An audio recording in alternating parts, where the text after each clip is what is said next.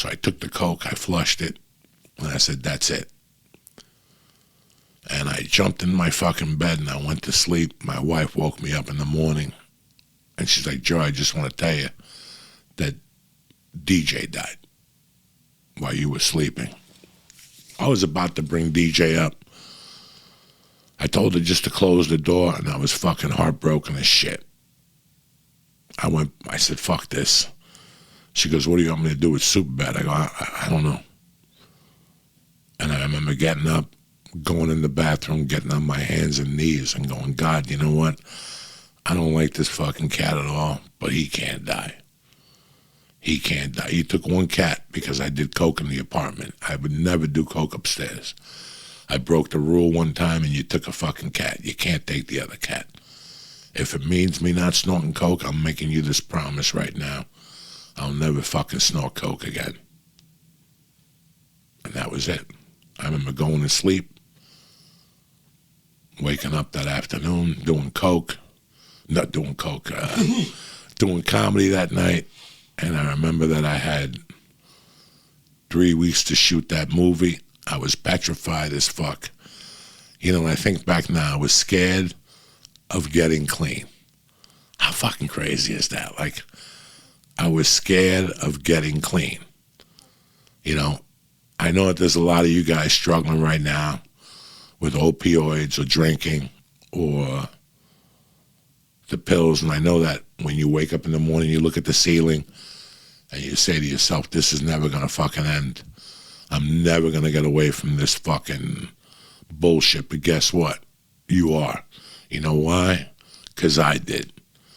And guys, I remember snorting coke and my fucking spine hurting. My spine would give me electrical jolts. My whole fucking body would jolt like that. That's not a good feeling. And that's what I walked away from. And I'm just fucking happy I did, guys, you know. So this Monday, the 15th of November, is dedicated to my 14 years of sobriety. I never thought I could fucking do it. I never thought I could do it, guys. Honest to God. And listen, I've had some really bad things happen to me. I've been involved in some very bad things that I've created along the way. Nothing bad just happens to you, you know. All these people. I was walking down the street and a black guy fell on me. You know, it just doesn't happen that way. You had to be doing something, you know what I'm saying? It don't happen that way, cocksucker. So, you know, and a lot of things life just imposed on me and shit. But this, I had to do this. And I think about my life. I think about, you know, taping the Netflix special, taping the special with those other fucking mooks. I think about doing theaters, which I never thought about in the beginning. I think about The Longest Shot. I think about so many great fucking things. I think about my daughter being born, me getting engaged to my wife. A lot of great fucking things happened. But if I have to look at the single most best thing that ever happened to me, was getting off of drugs.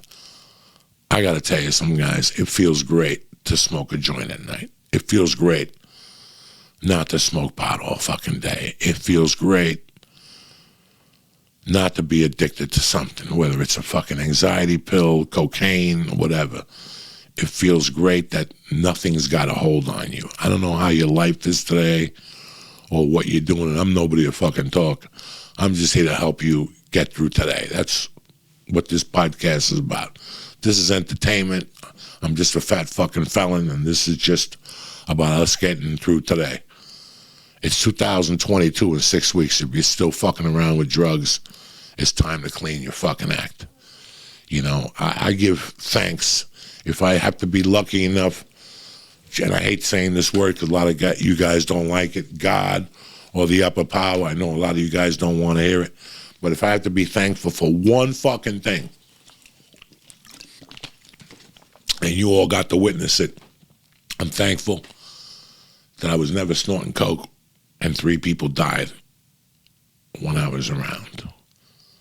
I mean, I'm happy that I never fucking killed nobody in a car and I was high on coke or anything like that. But I got to be honest with you, when that happened to Kay Quigley, I can't tell you how thankful I fucking was that situation never happened to me. And dog, Kate Quigley's 37 years old. She started doing coke later on in life. The odds of it happening to Kate Quigley or it happening to me were greater for me because of the distance, the amount of time I did coke. But you know what? After that happened to Kate Quigley, I was like, thank God I never did coke again. Thank fucking God. I thank Beaumont, Texas, where I OD'd, because in 2005, that's when I started thinking about quitting. So it took me 2 years to quit after thinking about it for 2 years. So I know you think you're struggling. I know you think you're never going to get off this shit, whether it's booze, fucking drugs, pills, whatever the fuck. But let me tell you something. If I got off coke, I'm a fucking retard. And if I got off coke without going to rehab, if I got off coke, I got off coke because I had to move the fuck forward. And it was holding me back. And that's what any of these drugs do to you. 2022 is here. We're 6 weeks away, which means it's here. In 2 weeks, we're going to hit Thanksgiving. And after that, the fucking times are going to roll. And next thing you know, it's going to be New Year's Day. Get started preparing for it today. That's it. You want 22 to be a fucking great year?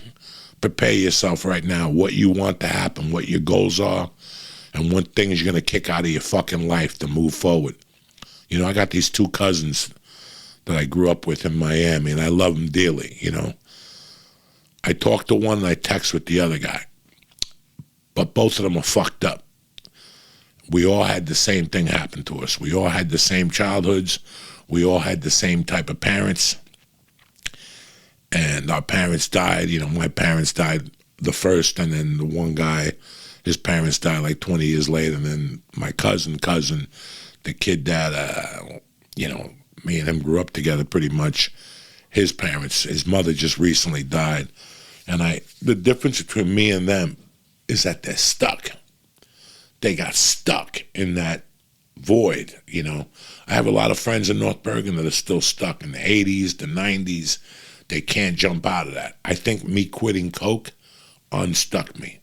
So I think by you quitting whatever drug you're doing, whether it's booze or whatever, I think you'll be unstuck. Whenever the kid from Florida hits me up, it's because he's drinking. After he'll text me 10 times, I'll call him up and go, knock it off with the text.